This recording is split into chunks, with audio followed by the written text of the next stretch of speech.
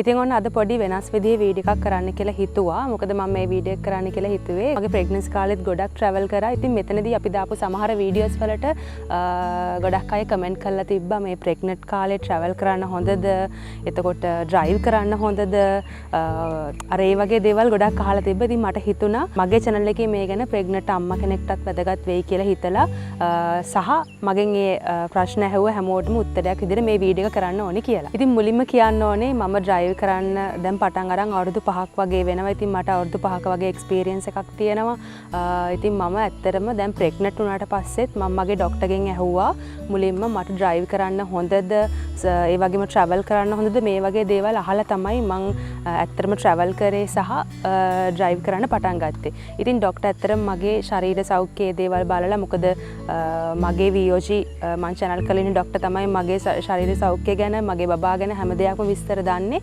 ඉතින් එයා ඇත්තටම මාව හොඳට පරීක්ෂා කරලා බලලා ඒ දේවල් වලින් පස්සේ මට කිව්වා මට ඩ්‍රයිව් කරන එක ප්‍රශ්නයක් නැහැ. මට වෙනද වගේ ඩ්‍රයිව් කරන්න කියලා. ඇත්තටම මම ඩ්‍රයිව් කරත් සමහරක් වෙලාවට කලින් ඩ්‍රයිව් කරපු අම්මා කෙනෙක් ප්‍රෙග්නන්ට් වුණාට පස්සේ ඒ කෙනාගේ ශරීරය වෙනස් වෙනවා. ඉතින් සමහර වෙන වෙනස්කම් නිසා ඒ කෙනාට ඩ්‍රයිව් කරන්න හොඳ නැති වෙන්න පුළුවන්. ඉතින් අනිවාර්යෙන් ඔයා ඩ්‍රයිව් කරනවා නම් ඔයාගේ ડોක්ටර්ගෙන් අනුමැතිය අරගෙන එයා ප්‍රශ්නයක් නැහැ කිව්වොත් විතරක් ඩ්‍රයිව් කරන්න. මොකද මම ඩ්‍රයිව් කරනවා කියලාවත් අපි සමහරක් වෙලාවට YouTube වීඩියෝස් බලනවා. ඉතින් ඒවල අපි දකිනවා පිටරට ඉන සමහරක් කට්ටිය ගොඩක් කට්ටිය ඩ්‍රයිව් කරනවා. ඉතින් ඒ දේවල් බලලා විතරක් මදි. තමන්ගේ ડોක්ටර්ගෙන් අනිවාර්යෙන් අනුමැතිය ගන්න ඕනේ ඔයා ප්‍රෙග්නන්ට් නම් ඩ්‍රයිව් කරන්න කලින්. ඒ වගේම කියන්න ඕනේ ඉතින් මට අද වෙනකොට හරියටම සති 37ක් වෙනවා. මගේ බබාට සති 37ක් වෙනවා. ඉතින් දැන් ඔයා වැඩ කරන කාන්තාවක් නම් උදේ හවස ජොබ් එකක් කරන වාහනයක් ඩ්‍රයිව් කරන සමහරක් වෙලාවට හස්බන්ඩ් නැති වෙලාවට අපි අපේ වැඩ තනියෙන් කරගන්න ඕනේ. ඉතින් මේ දේවල් හැම දෙයකටම වැදගත් වෙයි කියලා හිතලා තමයි මම මේ වීඩියෝ එක කරන්න කියලා හිතුවේ. ඉතින් මං එහෙනම් දැන් ඔයගලන්ට කියන්නම් කොහොමද හරියට සේෆ්ටි විදියට අපි වාහනයක් ඩ්‍රයිව් කරන්න කියලා සහ ඩ්‍රයිව් කරන්න කලින් මොනවාද පිළිපදින්න ඕන කාරණා කියලා. ඉතින් පළවෙනිම කාරණාව තමයි අනිවාර්යෙන් ඔයාට ඩ්‍රයිවිං ලයිසන් එක තියෙන්න ඕනේ. මොකද ඩ්‍රයිවිං ලයිසන් එක නැතුව නම් කීයටවත් ඩ්‍රයිව් කරන්න එපා. මට ඇත්තටම මේක කියද්දි hina ගියේ මම මගේ ડોක්ටර්ගෙන් ඇහුවාම මේ ડોක්ටර් මම ඩ්‍රයිව් කරනවා ඒකට ප්‍රශ්නයක් නැද්ද කියලා.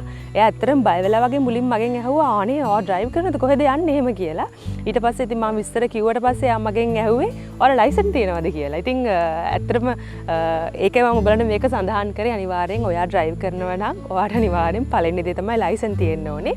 ඉතින් දෙවෙනි කාරණාව තමයි අනිවාර්යෙන් ඔයා ඩ්‍රයිවිං සීට් එකේ වාඩි වෙන්න කලින් ඔයාගේ සීට් එක පුළුවන් තරම් පස්සට කරගන්න ඕනේ. ඒ කියන්නේ ඔයාගේ බඩයි ස්ටීරින්ග් වීල් එකයි අතර ගැප් එකක් තියෙන්න ඕනේ. ඉතින් එහෙනම් අපි බලමු කොහොමද මේක හරියට අපි ඩ්‍රයිවිං සීට් එකේ වාඩි වෙලා හරි විදිහට සීට් බෙල්ට් එක දාගෙන ඩ්‍රයිව් කරන්න කියලා. මුලින්ම මම ඔයගලන්ට කලින් කිව්වා වගේ සීට් එක පුළුවන් තරම් මේ විදිහට පස්සට කරගන්න ඕනේ.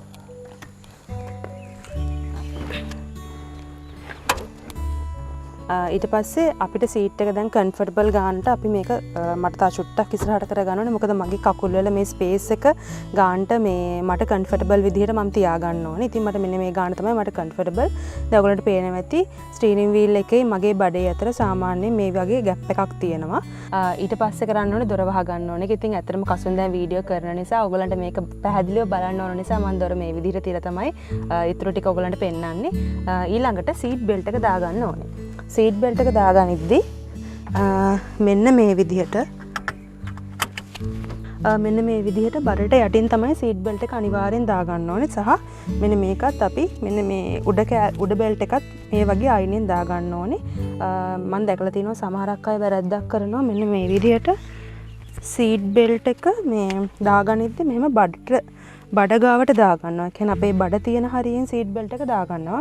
මේක මාරම භයානක දෙයක්. මොකද අපිට මොකක් හරි හදිසි අනතුරක් වුණොත් එහෙම මේ බෙල්ට් එක කෙලින්ම අපේ බඩට තමයි තද වෙන්නේ.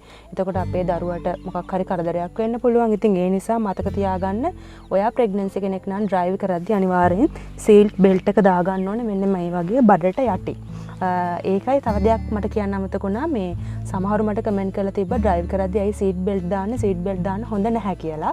මොකද මේ සීට් බෙල්ට් දාගම බඩ තද වෙනවා මේ වගේ කාරණා ගොඩක් එවලා තිබ්බා. සහ මේ ඩ්‍රයිවිං සීට් එකේ ඩ්‍රයිව් කරන්න හොඳ නෑ ඩ්‍රයිවිං සීට් එක නෙමෙයි අනිත් පැත්තේ යන්න ඕනේ ඔය වගේ දේවල් එවලා තිබ්බා. ඉතින් ඇත්තටම අනිවාර්යෙන් සාමාන්‍ය කෙනෙක්ට වඩා ඩ්‍රයිව් කරද්දී අනිවාර්යෙන් ප්‍රෙග්නන්ට් අම්මා කෙනෙක් අනිවාර්යෙන්ම මේ සීට් බෙල්ට් එක පැළඳිය යුතුමයි. ඒක මතකම තියාගන්න.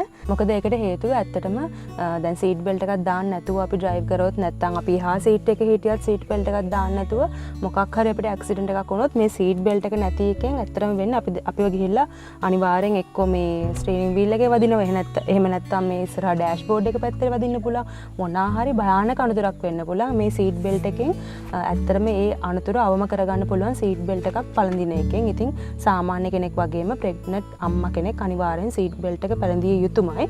ඊට අමතරව මම දැක්කා YouTube එකේ වීඩියෝස් වගේක් බලද්දී මෙහෙනම් ඇත්තටම මම ඒක එච්චරම දැක්කේ නැහැ. මෙන්න මේ විදිහට යටින් තියෙනවා තව පොඩි බෙල්ට් එකක්. ඒ බෙල්ට් එක පල්ලෙහා සීට් එකේ රඳවන්න පුළුවන් පල්ලෙහෙන්. එතකොට මේ සීට් මේ බෙල්ට් එක පොඩ්ඩක් පල්ලෙහාට මෙන්න මේ විදිහට ඇදිලා තියෙනවා. මම දන්නේ නැහැ ඇත්තට මේක කොහෙන්ද ගන්න තියෙන්නේ කියලා. සමහර විට eBay වල ගන්න තියෙනවා ඇති. මට එහෙම හම්බුනොත් මම අනිවාර්යෙන් මේ වීඩියෝ එකේ ඩිස්ක්‍රිප්ෂන් එකේ ලින්ක් එකක් දාලා තියන්නම්. ඔයගලන්ට බලන්න පුළුවන් වෙන්න.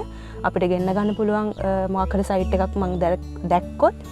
ඉතින් ඒ වගේ දේවලුත් තියෙනවා ඇත්තටම මේ අපේ සේෆ්ටි එක තවත් ප්‍රෙග්නන්ට් කෙනෙක්ට සේෆ්ටි එක වැඩි කරගන්න. ඊළඟ කාරණාව තමයි අනිවාර්යෙන් ඔයා තනියෙන් කොහෙද ඩ්‍රයිව් කරනවා නම් ප්‍රෙග්නන්සි පීරියඩ් එකේදී ඔයාගේ කාර් එක ගැන ඒ කියන්නේ ඔයාගේ කාර් එකේ පෙට්‍රල් තියෙනවද? එතකොට ඔයාගේ කාර් එකේ ටයර් ඔක්කොම චෙක් කරගන්න ඕනේ. ඉතින් ඔයාගේ හස්බන්ඩ් කියලා හරි ඔයා තනියෙන් කොහෙ හරි යනවා නම් යන්න කලින් අනිවාර්යෙන් පෙට්‍රල් ෆුල් ටැංක් හරි කරගන්න. එහෙම නැත්නම් ඔයිල් බලා ගන්න ඕනේ. එතකොට ටයර් චෙක් කරගන්න ඕනේ. මේ දේවල් නම් අනිවාර්යෙන් ඔයා තනියෙන් ඩ්‍රයිව් කරනවා නම් මේ දේවල් ගැන සැලකිලිමත් වෙන්නම ඕනේ.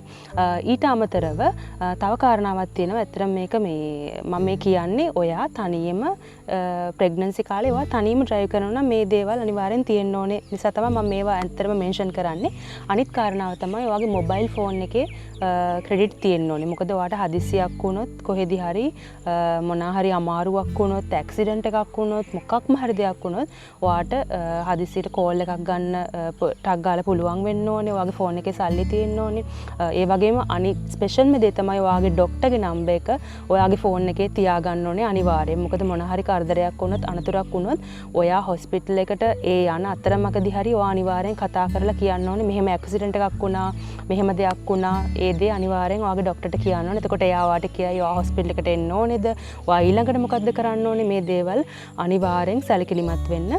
ඒ වගේම අනිත් දේ තමයි ඔයාගේ ෆයිල් එක. ඒ කියන්නේ ප්‍රෙග්නන්ට් වුණාට පස්සේ ඔයාට ඔයාගේ විස්තර සියලු විස්තර දාලා ඔයාගේ හොස්පිටල් ෆයිල් එකක් තියෙනවා. මේ ෆයිල් එක ඔයා කොහේ ගියත් ඔයා තනියෙන් නෙමෙයි ඔයා හස්බන්ඩ් එක්ක ගියත් කාත් එක්ක ගියත් මේ ෆයිල් එක ඔයා යන තැන ගෙනියන එක හරිම වැදගත් වෙනවා. ඔයා තනියෙන් ඩ්‍රයිව් කරනවා නම් මේ ෆයිල් එක අනිවාර්යෙන් ඉස්සරහ තියාගන්න. මොකද සමහර වෙලට මොකක් හරි ඇක්සිඩන්ට් එකක් වෙලා අපි දන්නේ අපිට මොන වගේ දෙයකට මුහුණ දෙන්න වේද. ඒක සමහර විට අපිට සිහිය නැති වෙන්න පුළුවන්. එතකොට වෙන කෙනෙක් හරි ওই ෆයිල් එක අරන් බලද්දි කතා කරන නම්බර් එකක් තියෙනවා. ඒකේ ඔයාගේ ડોක්ටර් කවුද, ડોක්ටර්ගේ නම්බර් එක, ඔයාගේ හස්බන්ඩ්ගේ විස්තර, ගෙදර ලිපිනේ මේ වගේ සියලුම විස්තර ඒකේ තියෙනවා. ඉතින් ඒ නිසා අනිවාර්යෙන් මේ දේවල් ගැන ඔයා ඩ්‍රයිව් කරනවා නම් සැලකිලිමත් වෙන්න ඕනේ. අර සීට් බෙල්ට් එක ඒ දේවල් විතරක් නෙමෙයි ඩ්‍රයිව් කරද්දි මේ සියලු කාරණා ගැන ඔයා සැලකිලිමත් වෙන්න ඕනේ ප්‍රෙග්නන්සි පීරියඩ් එකේ ඩ්‍රයිව් කරනවා නම්. හරි එහෙනම් මම මගේ වීඩියෝ එක දැන් මෙතනින් එන්ඩ් කරනවා. ඉතින් ඒ වගේම කියන්න ඕනේ දැන් මට වඩා මේ ඩ්‍රයිවිං සම්බන්ධව ලොකු දැනුමක් තියෙන මීට වඩා වෙනස් අත්දැකීම් තියෙන අම්මලා ඇති. ඉතින් එහෙම කෙනෙක් ඉන්නවා නම් මගෙන් කියවෙච්ච නැති දෙයක් තියෙනවා නම් අනිවාර්යෙන් පල්ලෙහාන් කමෙන්ට් එකක් දාන්න. මට සහ මේ වීඩියෝ බලන අනිත් අම්මලා හැමෝටම වැදගත් වෙයි ඔයාගේ කමෙන්ට් එක. එහෙනම් පොඩි වටයක් ගිහිල්ලා මම මගේ වීඩියෝ එක එන්ඩ් කරනවා. ඔයගොල්ලෝ හැමෝම පරිස්සමින් ඉන්න. ලබන සතියේ අලුත් වීඩියෝ එකකින් හම්බෙමු.